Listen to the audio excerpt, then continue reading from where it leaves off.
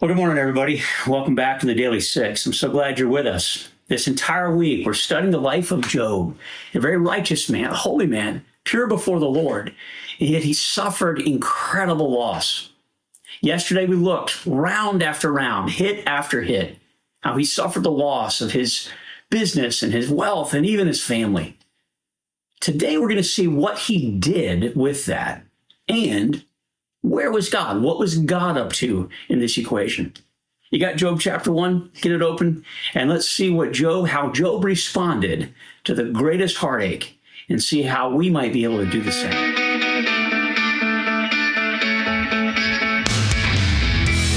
So yesterday we read what happened to this great man Job.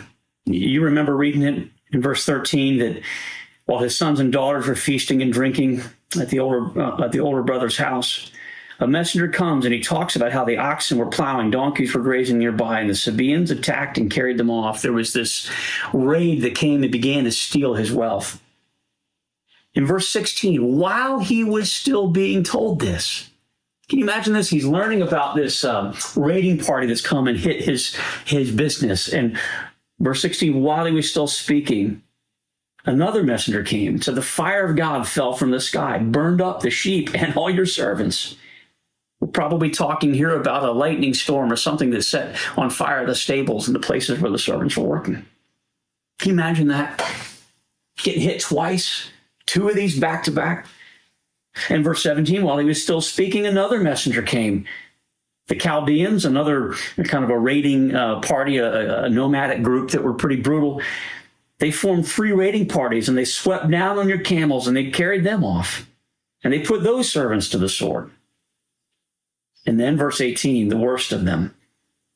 While he was still speaking, yet another messenger came. Your sons and daughters were feasting and drinking wine at the older brother's house when suddenly a mighty wind swept in from the desert. We're probably talking about a tornado or some other great storm. And it struck the 4 corners of the house. It collapsed on them, your sons, your daughters, and they are dead. And I'm the only one who has escaped to tell you. Oh, friends, I would be so angry, so torn. Can you imagine this? How would you react to this? This kind of news, one right after the other. And there's something powerful about Job. Do you see his reaction here in verse 20? At this news, Job got up.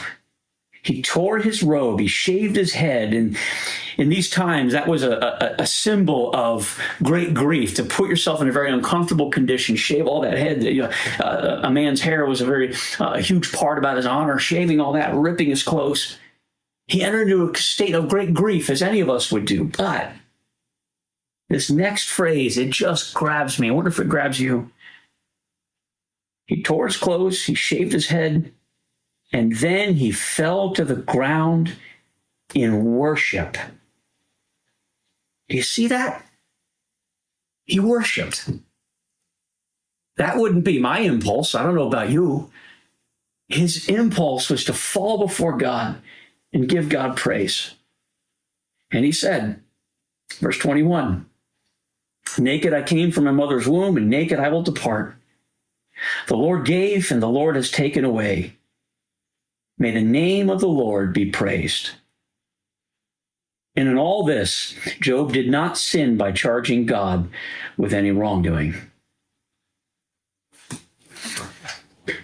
Friends, I think this is one of our greatest challenges when it comes to the hardships, the weaknesses that we experience as human beings. Suffering occurs. Sometimes it occurs to some of the most innocent, in our mind, the least deserving of people who could be crushed. The very question that most people have is, where is the loving God? Or how can there be a loving God when all these awful things happen? But you notice that wasn't Job's response. We're going to see in the days ahead, as we read through Job, we're going to discover that Job had a series of friends, 4 of them, in fact, who their argument was, Job, God has to be just. He has to be holy. He's not mean, right? This can't come from the Lord unless you deserve it. And so they pivoted that if there is this loving God and you can't challenge or question the existence of a loving God, well then, Job, you must have done something wrong to deserve this. That was their message that we'll see as we read ahead. But Job was clearly righteous in this. The text says it right here.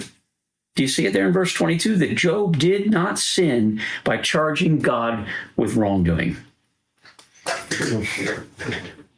And I think about my struggle with pain and suffering.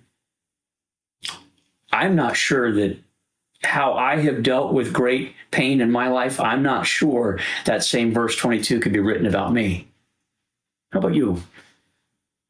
When you go through great heartache, and I'm imagining those that are here with us on the Daily Six, so many of you either presently are going through great heartache or you have in recent days or recent years.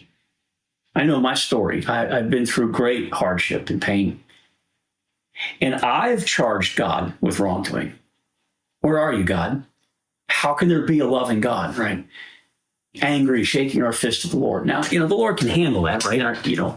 We sin, the Lord's grace and mercy is there.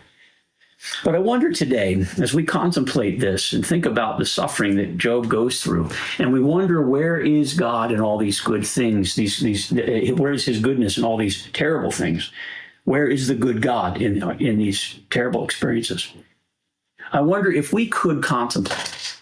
Could you give God 6 more minutes as we wrap up this video today? And could you pray and ask the Lord, help me see you as righteous, even in the greatest pain that might occur? Can you make that your prayer? Give God 6 more minutes. See if you can become like the heart of Job. And then tomorrow, we're going to understand what was really going on in the spiritual realm as all this unfolded right here on the Daily Six. We'll see you then.